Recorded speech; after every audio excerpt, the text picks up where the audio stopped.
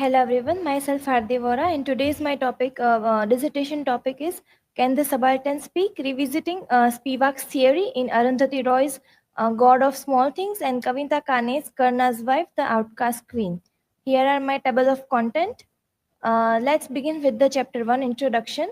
The dissertation examines how Gayatri Spivak's subaltern theory applies in God of Small Things by Arundhati Roy, and post-colonial novel which critiquing caste, gender, and social hierarchies in India. And the second novel, Karna's Wife, the Outcast Queen, by Kavita Kane, a feminist retelling of the Mahabharata, which focusing on caste and patriarchy through Urvi's perspective. Key focus on Spivak's theory in literature, which examines whether Roy and Kane's narratives challenges or affirm Spivak's claim that the subaltern cannot speak. Caste and gender oppressions analyze how Ammu and Urvi experience subjugation due to caste and patriarchy. Narrative techniques explore whether nonlinear storytelling um, in Roy and mythological retelling in Kane's book, novel, which successfully represent subaltern voices. Resistance versus silence uh, investigates whether these female characters resist oppression or remain structurally silenced. First of all, subaltern theory uh, came from the post-colonial period of time. Let's see what is the post-colonialism that emerged during the decolonization movement of 1950s and 1960s. It challenges Eurocentric narratives and Western academic dominance. Key themes were include like culture, ethnicity, feminism, hybridity, and marginalization. The theory has been critiqued by post-structuralist, neo-colonialist, and global studies scholars. Post colonialism examines the culture, political, and economic legacies of colonialism. Edward Said's Orientalism critiques how the West represents the constructs knowledge about the East.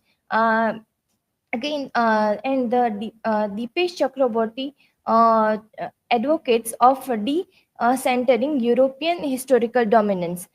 Post-colonial critic questions the ideological contradiction within nationalism.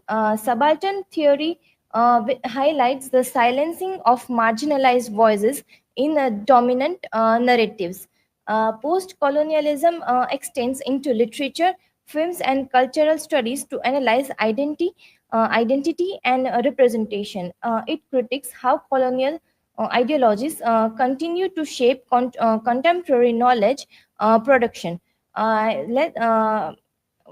These are some essential points from chapter 1 introduction. The subaltern theory overview, which derived the Antonio Gramsci. The subaltern refers to those excluded from power structures. Spivak argues that the subaltern woman is doubly marginalized by colonialism and patriarchy and structurally silence. Second one is Spivak's perspectives. In the subaltern cannot truly speak because their voices are mediated by elite discourses, which attempts to retrieve subaltern voices often reinforce dominant power structures. The novels like God of Small Things in the God of Small Things, the character of Ammu, a lower caste woman, is punished for defying gender and caste norms, which highlighting structural oppressions. Karna's wife Urvi, a high born woman, marries Karna, a low caste warrior, and struggles against caste and patriarchal limitations. My hypothesis is through the lens of Spivak's theory, this study examines how the god of small things and Karna's wife, the outcast queen, portrayed the silencing of subaltern voices, revealing that while these voices struggle to speak within structure, oppressive structure, their resistance and fragmented narratives which subvert dominant hierarchies. These are my research questions, my research objectives, and let's begin with the let's see the chapter 2 literature review. A literature review means that it critically examines existing research to establish the foundation for new inquiry in the context of post-colonialism, which challenges Eurocentric perspectives and explores themes like hybridity, marginalization, and nationalism. Edward Said's Orientalism remains foundational but has been critiqued for reinforcing binary oppositions. In the context of Indian subaltern theory, in the context of subaltern theory, there is a homi bhabha's concept of mimicry and ambival, ambivalence influence post-colonial thoughts. Another Gayatri Spivak, Can the Subaltern Speaks, questions whether marginalized voices can be heard within dominant structure. Marxist critics argues that post-colonial studies often overlook materialistic analysis in favor of cultural critics. Dipesh Chakravorty's provincializing Europe calls for decentering Eurocentric historical narratives. Subaltern studies emerged in South Asia to highlight marginalized voices and ignored by colonial and nationalist histories. Ranjit Guha's elementary aspects of peasant insurgency, which analyze peasant consciousness and resistance. Spivak critics attempts to recover subaltern voices, which arguing that dominant discourses shape their representation. Arundhati Roy's the God of the Small Things examines caste, gender, and marginalization through a subaltern lens. And the Kavita Kane's Karna's wife reimagines mythology, which giving agency to the marginalized female character. Another thing is feminist retellings of mythology challenge patriarchal narratives and caste hierarchies. Literature offers a space to analyze the complexities of subaltern agency and structural operation. My research gap is limited research are applied to Spivak's subaltern theory to contemporary Indian literary texts like God of Small Thing and Kane's Karna's Wife. Another thing is a comparative analysis of subalternity in realistic fiction versus mythological retellings remain, remains largely unexplored. The existing studies focus on subaltern silencing, but also overlook the agency and resistance within oppressive structures.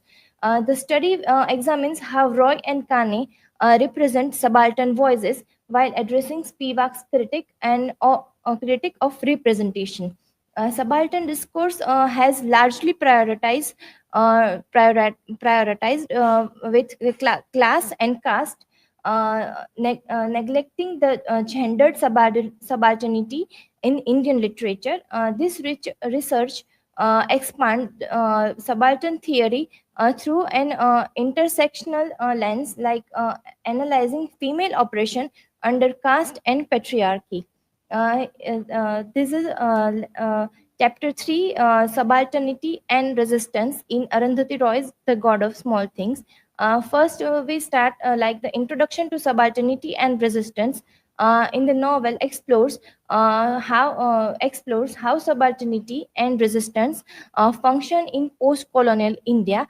Um, According to Spivak, which highlights the systematic oppression based on caste, class, and gender, with the reference of subaltern studies and post-colonial theories by Spivak, Ranjit Guha, and Antonio Gramsci.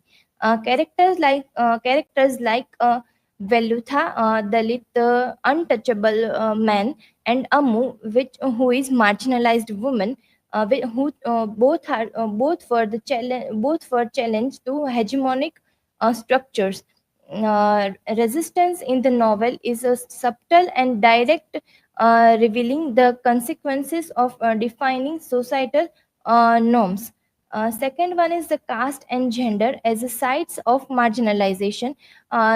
This particular point is we have seen in Velutha's and Ammu's characters.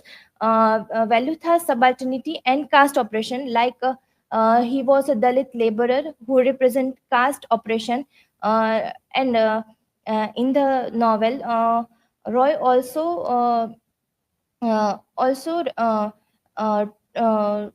wrote about that Velutha is an untouchable man who was not able to do such kind of works, and his love for Ammu, and when he fall in love with Ammu, so his love for Ammu violates caste norms, leading to his social erasure and execution. The love laws enforces the caste-based discrimination in relationship. Um, the symbolism of footprints, his footprints metaphorically represent both presence and erasures. Second, the character of Ammu's gendered subalternity and patriarchal resistance. As a divorced woman, Ammu faces double marginalization by caste and patriarchy.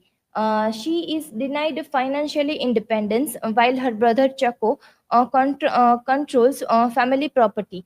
Sec- Amu was Amu has being harassed by Inspector Matthew. That highlights the intersection of gender and legal oppression.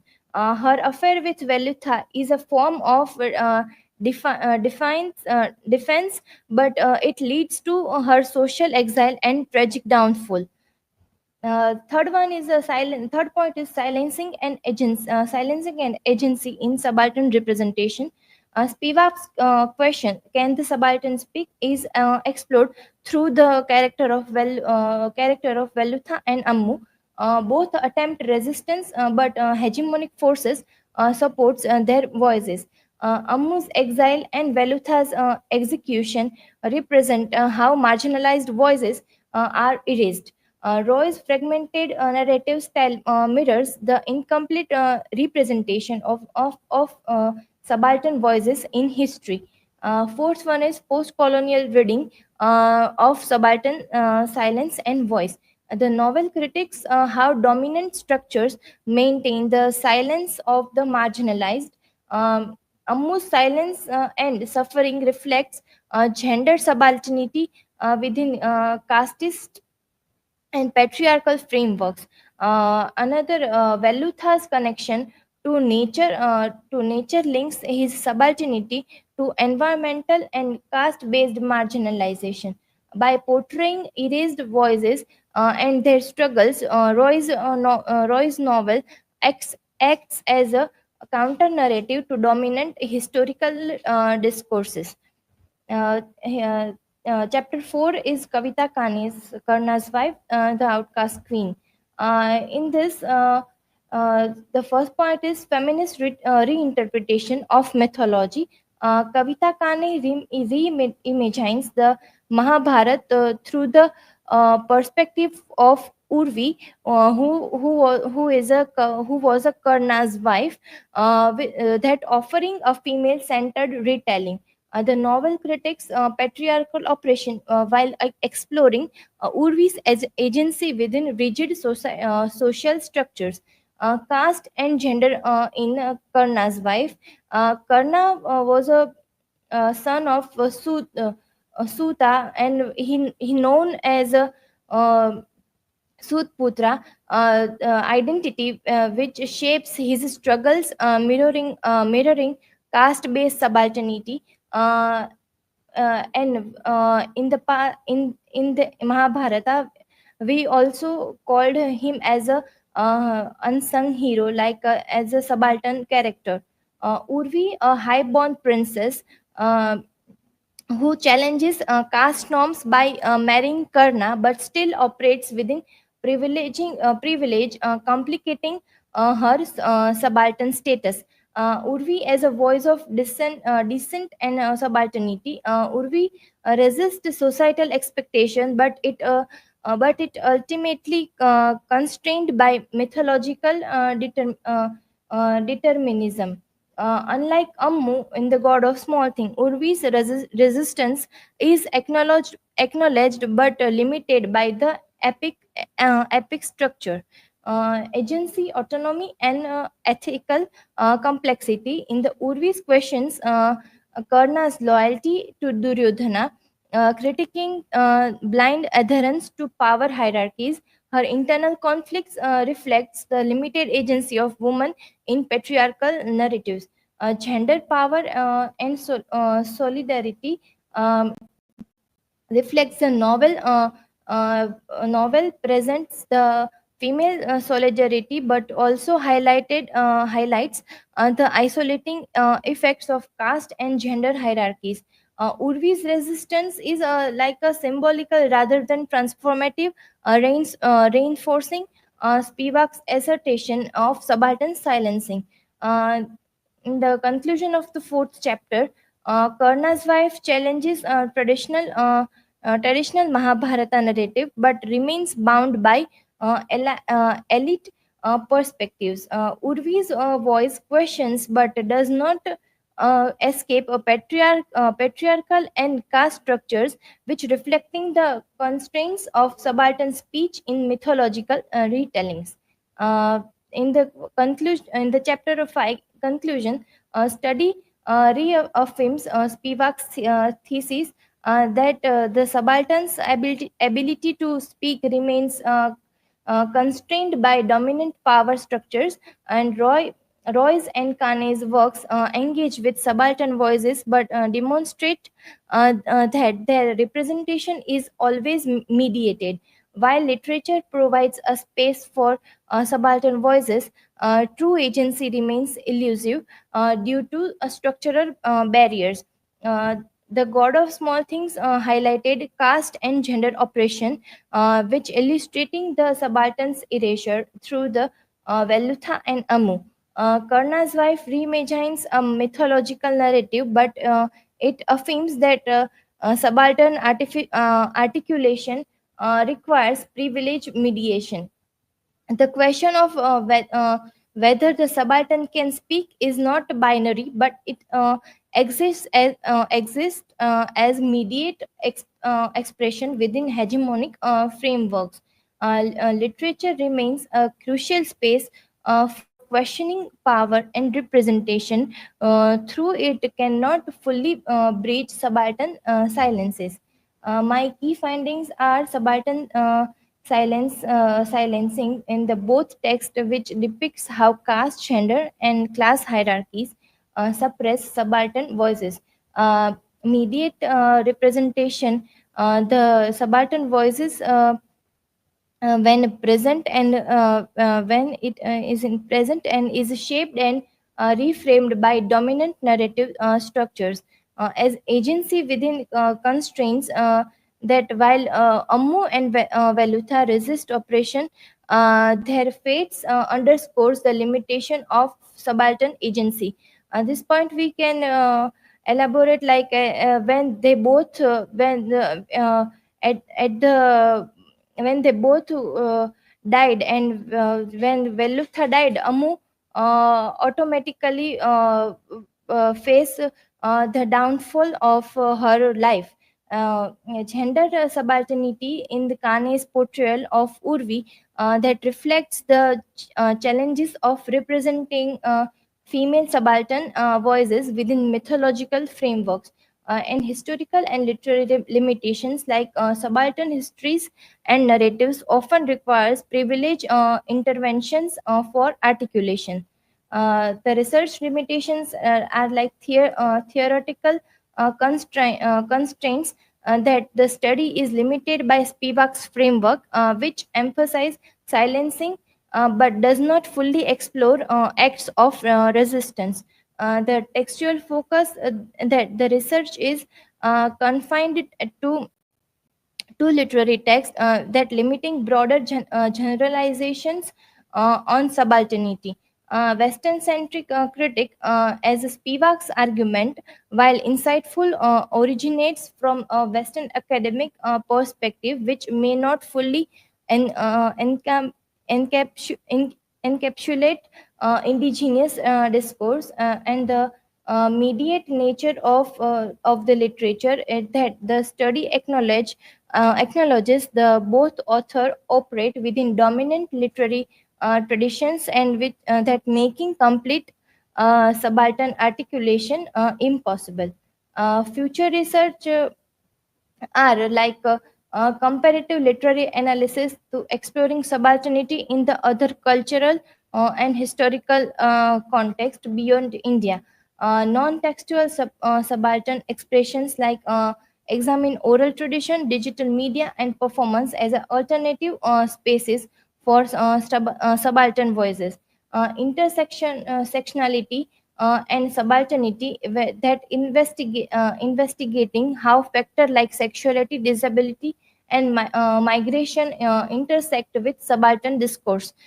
Expanding post-colonial critique that integrating non-Western theoretical perspectives of the reassess Spivak's argument on subaltern silencing. In the final conclusion, while subaltern voices persist in literature, their articulation is inevitably shaped by structures of power and the reaffirming the complexity of subaltern representation.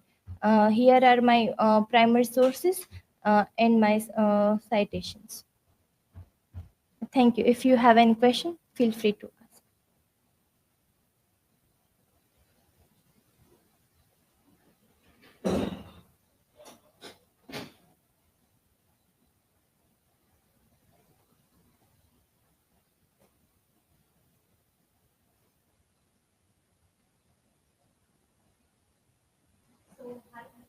Question is, how does the use of narrative techniques in The God of Small Things and Karna's Wife, the outcast queen, impact the portrayal of subaltern voices? Uh, the God of Small Things, the novel God of Small Things has a non-linear narrative technique, and in that the main characters like the downfall, or we can say that the brutal death of Velutha's character, uh, that that is the impactful. We can say that the phase of the like as or we can highlight it that the subalternity in the death of Velutha and after the life of Ammu's character, and after some time Ammu also died. So that time period, or we can say that that section of downfall of both the characters, reflecting the subaltern voices. And in the Karna's wife, there is a character of Urvi who has limited rights uh, to to say her to her perspective, or and she has also she has also she has boundaries like In Gujarati, we can say that આપણી પાસે બધી સત્તા છે, પણ આપણે એનું use કરી શકતા નથી. તેમ due to the patriarchal society, and there is a boundary uh, which she has faced, is like uh, that impact highlighted the subaltern voices in Kani's work.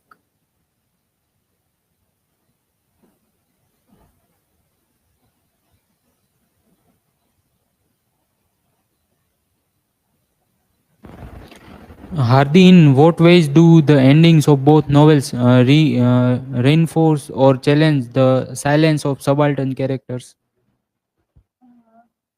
In the context of the God of Small Things, there is a two end, and which I have already discussed in previous question, that Velutha and Amu's death uh, reinforces the silencing subaltern, like Spivak also mentioned that the question that can subaltern speak, but in the both the novels we can see that the silencing characters or subaltern characters uh, are represent their voice or their point of views, uh, uh, is they can't express their point of views, or we can say that their resistance due to the some boundaries, like they have their own boundaries which they have not crossed. uh, so yes. Okay, so you have made the corrections which were suggested. In your slides, we are seeing that some of the suggestions are incorporated. Professor Kalyan Chattopadhyay from Kolkata is also online, and he has suggested something interesting, which you can read in the comments and try to incorporate in your dissertation. This is about the key areas, two key areas of Spivak's essay, which you need to situate.